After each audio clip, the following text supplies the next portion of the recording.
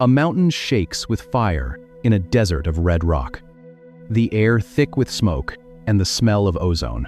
They view the Old Testament as a sterile ledger of debts and punishments, and the New Testament as the updated terms of service. They refuse to sing the songs of Zion.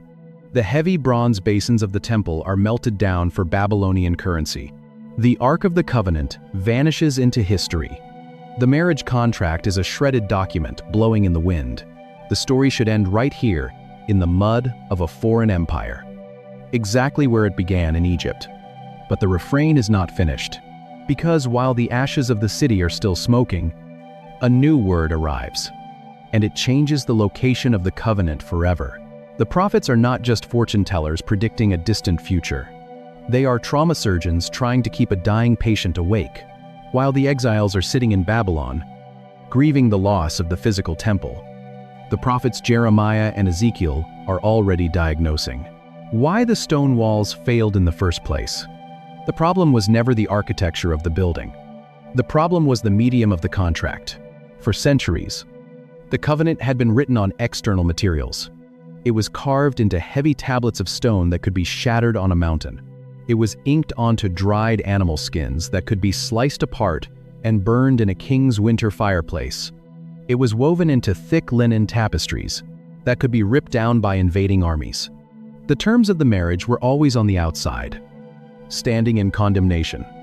While the human heart, when they stumble across a phrase like, "I will be your God, and you shall be my people," remained a fortified, impenetrable rock. But in Jeremiah chapter 31, a stunning promise emerges from the rubble. God declares a new covenant, and he anchors it with the exact same ancient vow. "I will put my law in their minds and write it on their hearts. I will be their God, and they will be my people." This is not an update to the legal code. It is a biological transplant. Ezekiel takes the terrifying imagery even further. He speaks of a divine surgery, of reaching into the chest cavity, removing the fossilized heart of stone, and replacing it with a beating heart of flesh.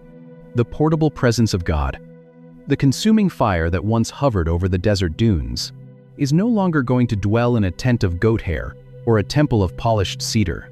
The Holy of Holies is being entirely relocated. The divine presence is going to take up residence inside the human body. But this creates an impossible theological problem.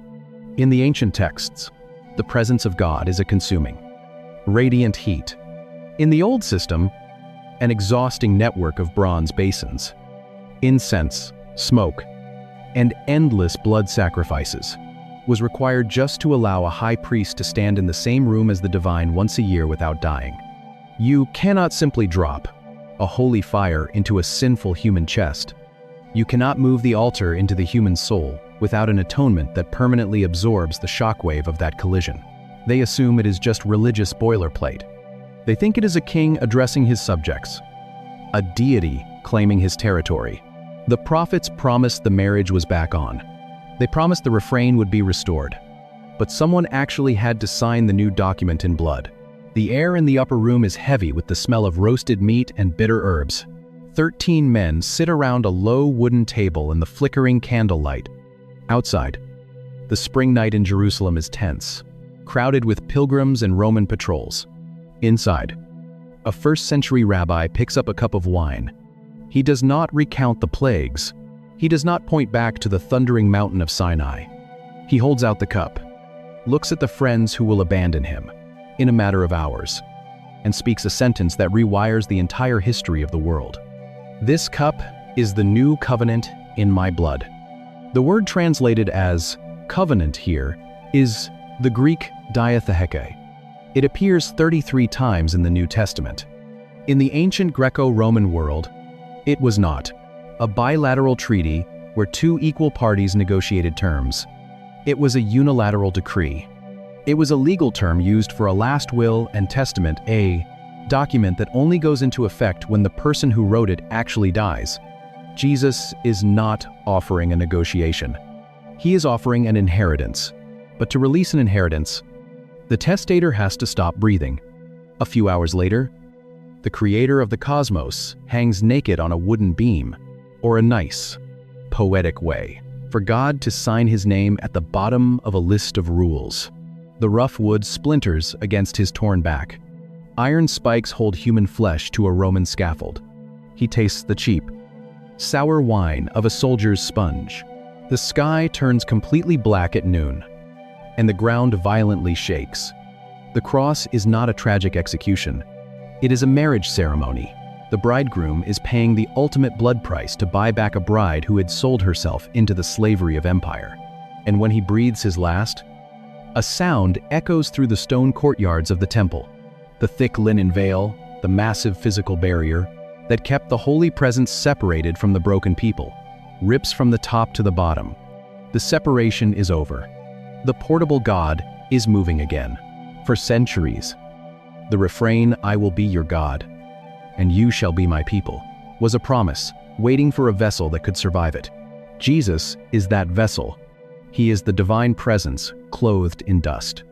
He is the Holy of Holies, walking on dirt roads, touching lepers, and eating with traitors. He takes the unapproachable fire of Sinai and wraps it in a human ribcage. And when that ribcage is pierced, the fire does not go out. It pours out. 50 days later, the breath of heaven descends like a rushing wind in another upper room. Small flames of fire rest on the heads of fishermen, tax collectors, and women. The exact same presence that hovered over the desert tabernacle. But if you look closer at the cultural context of the ancient Near East, at the specific Hebrew vocabulary chosen, now takes up permanent residence inside human bodies. The ancient prophecy of Ezekiel is fulfilled in real time. The heart of stone is removed. The marriage vow is finally embedded in the human chest. But this biological transplant was never meant to stay locked in the ancient world. We look for God in the spectacular. We look for him in the earthquake. We look for him in the fire. We demand signs in the sky. We want a deity who fixes the economy, who heals every disease instantly, who writes the answers to our anxieties in bold letters on the wall. But that is not how the covenant operates. The new covenant is not a vending machine. It is a presence. Think about what the ancient Israelites had to endure just to get close to God. They had to walk through the dust to a goat hair tent. They had to bring a flawless lamb.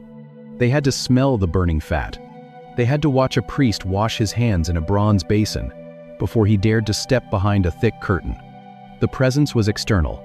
The presence was terrifying. The presence required constant, exhausting maintenance. Today, the fire is internal. The Holy of Holies is no longer guarded by a woven veil. It is walking around in your chest. But what does it actually mean to be his people in a modern world? Where is the fire in the concrete and glass of our modern cities? And at the devastating moments in history, when this phrase is actually spoken, you start to see something the legal reading completely misses. Where is the divine presence when the world feels like a Babylonian exile? It is in the sharp smell of bleach in a hospital waiting room. It is in the cold glow of a laptop screen at 3 a.m. It is in the sudden, jarring vibration of a phone carrying bad news. Being his people does not mean immunity from the empire. It does not mean you avoid the fire. It does not mean the lion's mouth is always shut. The Israelites still wandered. They still starved. They still felt the heavy boots of Rome marching through their streets. Long after the covenant was established, the status of kinship does not magically erase the suffering of the wilderness. The new covenant is not a guarantee of an easy life. It is the guarantee of an accompanied one. The Spirit of God does not hover over a physical stone temple. He hovers over a hospital bed. He sits in the passenger seat of a car driving away from a cemetery in the rain. He walks through the fluorescent aisles of a grocery store, with a parent trying to stretch their last $20. He is the God of the journey. He is still portable. The blood has been applied. The veil has been torn. The Spirit has moved in. The heart of stone has been removed. The flesh is beating, but this internal, hidden reality is not the final chapter. The presence inside the human chest is only a down payment. This phrase is not a statement of ownership. It is a marriage vow. And the implications of that shift change how you read everything. The entire biblical narrative is hurtling toward a massive, permanent collision of heaven and earth. And the ancient refrain is about to be spoken one last time. A voice spoke from a burning bush in the mud of Egypt, and a nation of slaves became bloodkin. A mountain shook with fire in the wilderness, and the creator of the cosmos moved into a goat hair tent. A stone temple burned to the ground in Jerusalem, and a portable god refused to abandon his exiles in Babylon. The ancient prophets watched the marriage shatter and promised the biological transplant of a new heart. A rabbi lifted a cup of wine in a dark upper room and signed the new covenant in his own blood. The bridegroom stopped breathing on a Roman scaffold, and the heavy linen veil ripped from top to bottom. An old man, on a rocky prison island, looked into the clouds and saw a new city descending, where a voice from the throne finally declares, "They will be his people, and God himself will be with them." Same refrain, same God. But here is the part I keep coming back to. The word am, kin. The reality that the God of the universe looked at people whose backs were scarred by reed whips. If the Bible is a legal contract, then human history is a courtroom. And your primary job is to avoid a guilty verdict. People who would eventually build altars to rain gods. People who would break every vow they ever made to him. And he still refused to annul the adoption. He tethered his own holy reputation to a wandering, broken assembly, and he never let them go. If you are in a season where God feels more like an angry judge than a father, if you feel like your failures have broken the contract and you are sitting in the cold silence of your own exile, the Bible is not a legal ledger tracking your debts. It is a marriage vow written in blood. He does not demand that you build him a flawless, perfect stone temple before he will speak to you. He simply asks you to let him into the tent, and may the God who traded the sterile perfection of heaven for the chaotic, messy reality of your life walk with you through your wilderness and keep his fire burning in your chest until you finally make it home. But if this phrase is the true center of gravity, then the text is doing something else entirely. It is not trying to secure your blind obedience. It is trying to secure your proximity. If you have ever read the Old Testament and felt like God is distant, angry, a king dances in a linen ephod, bringing a golden box into a newly conquered city while trumpets shatter the afternoon silence, or primarily concerned with endless lists of sacrifices and dietary laws, you are not alone. The sheer volume of the law can feel suffocating. It feels like a bureaucracy of holiness. But that is because we are reading the rules without understanding the relationship that birthed them. We are reading the marriage contract without ever seeing the wedding. The real question is, why? Why does the creator of the cosmos keep repeating this specific, intimate vow to a people who constantly rebel, wander off, and forget his name? To feel the weight of this obsession, you have to step into the first place. This vow is formally recorded. You have to go back to the mud, the sweat, and the brutal brickyards of the Egyptian empire.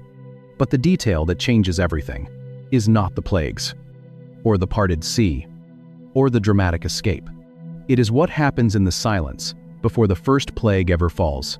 400 years of silence, 400 years of whips, 400 years of watching children born into chains.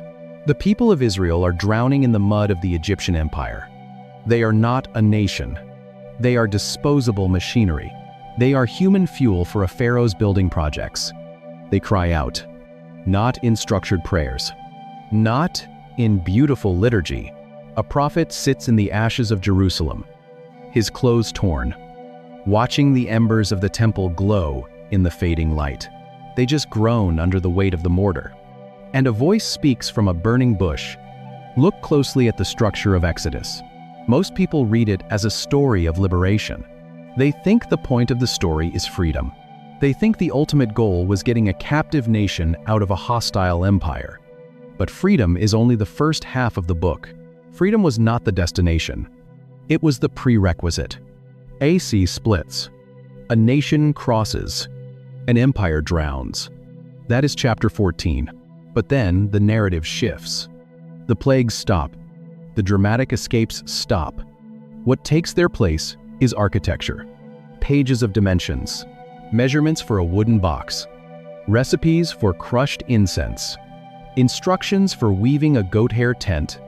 The first 14 chapters are about breaking chains. The next 26 chapters are about building a house. Exodus is not a story about a jailbreak. It is the story of a God moving into the neighborhood. In the ancient world, deities did not do this. The gods of Egypt sat in stone temples, receiving grain and gold. Silent and indifferent. You served them so they did not destroy you. You fed them so they kept the river flowing. The relationship was purely transactional. The relationship was driven by terror. Gods belonged to places, and human beings belonged to the mud. But the God of the Hebrews shatters that entire paradigm. An old man on a rocky prison island closes his eyes and writes down a vision of a city descending out of the clouds. Before the tent goes up, before the sea even splits, he drops the anchor that will hold the rest of the Bible together. In Exodus chapter 6, while they are still up to their knees in the brickyards, while the whips are still falling, God tells Moses what he is going to do. He promises to bring them out. He promises to rescue them. And then, in verse 7, he speaks the refrain for the very first time. I will take you as my own people, and I will be your God. He is not claiming a piece of land. He is claiming a people. He does not wait for them to clean themselves up. He does not wait for them to build a civilization. He does not wait for them to learn theology. He proposes marriage in the mud. But the true weight of that moment in Exodus 6 is hidden in translation. When you read the English word people, you probably think of a crowd. You think of citizens in a nation. You think of a demographic. But that is not what the ancient text actually says. To see what God is really offering the slaves of Egypt, you have to look at the ancient root of a single Hebrew word. Moses stands on a mountain in Midian, staring at a bush that burns but does not turn to ash. The air smells like scorching wood. 4 different centuries. 4 entirely different physical landscapes. 4 different moments of breathtaking triumph and absolute, crushing collapse, but the leaves remain green. The voice that speaks from the fire is giving an exiled shepherd a message to carry back to the mud and the brickyards. Moses is commanded to stand before men and women whose backs are scarred by reed whips, whose children have been thrown into the Nile, and deliver the promise of Exodus chapter 6. I will take you as my own people. The word translated as people in your English Bible is the Hebrew noun am. It appears hundreds of times in the Old Testament, and its range of meaning is deeply misunderstood by modern minds. When we see the word people, we think of a demographic. We think of a census category, a population, or citizens of a nation-state. But in the ancient Near East, am means something far more fiercely protected. It means kin. It means blood relative. It is the word used for an extended family bound together by shared ancestry and deep tribal loyalty. You see the true weight of this word generations later. In the book of Ruth, a Moabite widow clings to her Israelite mother-in-law on a dusty road and says, "Your people will be my people. Your am will be my am." She is not applying for citizenship in a new country. She is asking to be grafted into a family tree. That root changes everything.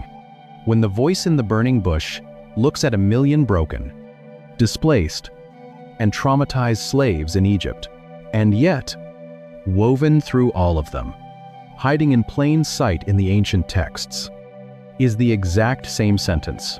He is not offering them a new government. In the ancient world, deities did not adopt slaves. Gods belonged to the strong. Gods belonged to the victors. The gods of Egypt belonged to the pharaoh who sat on a gold throne, not the laborers who slept in the dirt. The promise in Exodus 6 is not a political treaty. It is an adoption. When God says, "I will be your God, and you shall be my people," he is using the ancient language of kinship. It is the formula a tribal patriarch uses to take in an orphan. He is looking at a fractured group of slaves who have lost their identity, lost their dignity, and lost their hope, and he is calling them blood. But making a promise of kinship through a burning bush is one thing. Actually moving in with them, bringing the holy presence of the Creator, into a camp of rebellious, terrified fugitives requires a collision of heaven and earth that will shake the very foundations of the desert. We are a species that likes our gods bolted to the floor. We build temples of heavy stone. We construct cathedrals of stained glass and cold iron. We want the divine to have a permanent address, a place we can visit on our terms, leave our offerings, and then walk away to live our own lives in peace. In the ancient mind, a god without a stone fortress was a weak god. 7 words in English: I will be your God, and you shall be my people. It appears everywhere. It echoes in Exodus. A deity on the move was a deity without power. But the God of the Hebrews does not want a zip code. He does not want a monument. He wants a marriage. So the blueprints come down the mountain. When God gives Moses the law at Sinai, the law is not the condition for the relationship. The relationship is the condition for the law. The covenant has already been established. The vows have already been spoken. The intricate, exhausting rules for the priests and the sacrifices are simply the boundaries required to keep a holy fire in the midst of a broken people without consuming them. The blueprints are not for a pyramid. They are not for a ziggurat. They are for a tent. Acacia wood that will warp. Woven goat hair that will fray. Bronze basins that will tarnish in the biting desert wind. The creator of the cosmos chooses the dust of the wilderness over the marble of a palace. He trades the sterile perfection of heaven for the chaotic, loud, and messy reality of a refugee camp. The tabernacle is not a building project. It is the refrain made visible: I will be your God. It anchors Leviticus. It haunts the prophets Jeremiah and Ezekiel. It explodes in the final chapters of Revelation. So I will sleep in a tent just like you. You shall be my people. So my fire will burn in the absolute center of your camp. Wherever the tribes move, the smoke moves. Wherever the families wander, the presence wanders. Through the blistering heat, through the suffocating sand, through the rebellions, the grumbling, and the bitter failures. He tethers his reputation to a wandering assembly. He becomes the God of the journey. He becomes portable. The refrain is no longer just a promise spoken from a burning bush. It is a daily, physical reality. You can smell the crushed frankincense. You can feel the heat of the brazen altar. You can watch the cloud resting over the Holy of Holies as the sun sets over the dunes. This proximity was supposed to be their greatest strength. But there is a terrifying danger to living this close to the fire. And centuries later, when the tent has been replaced by a permanent temple, the unthinkable finally happens. The battering rams hit the limestone. The city walls splinter. Fire catches in the carved cedar beams. The gold is stripped from the holy altar. The priests are slaughtered in the courtyards. A king is blinded. A nation is chained. The smoke of Jerusalem rises into a black sky. It is the steady, unbroken drumbeat of the entire biblical narrative. Most people read the Bible and assume it is a legal document. This is 586 BC. The Babylonians do not just conquer a capital city. They dismantle a universe. For centuries, the Israelites ignored the vows of Sinai. They chased the rain gods of Canaan. They built illegal altars on the high places. They sacrificed their own children in the fires of the valley. They traded the holy presence for political alliances. They wanted to be exactly like the empires around them. So they received the fate of the empires around them. But the physical destruction of the city is not the true horror. The true horror is the silence. The true tragedy is the breaking of the refrain, generations earlier. Through the prophet Hosea, God had already spoken the terrifying reversal. He commanded the prophet to name a newborn child Lo-Ammi. Lo means no. Ammi means my people, not my kin, not my blood. The ancient vow is inverted. The adoption is annulled. In the visions of Ezekiel, you can watch it happen in real time. The glory of God rises from the temple threshold. It moves to the east gate. It hovers over the Mount of Olives. And then it lifts into the clouds. The portable God departs. The exile is not a change of geography. It is a divorce. The people march 700 miles into captivity. Dust coats their throats. Iron cuts into their wrists. They sit by the rivers of Babylon. They hang their stringed instruments on the willow branches.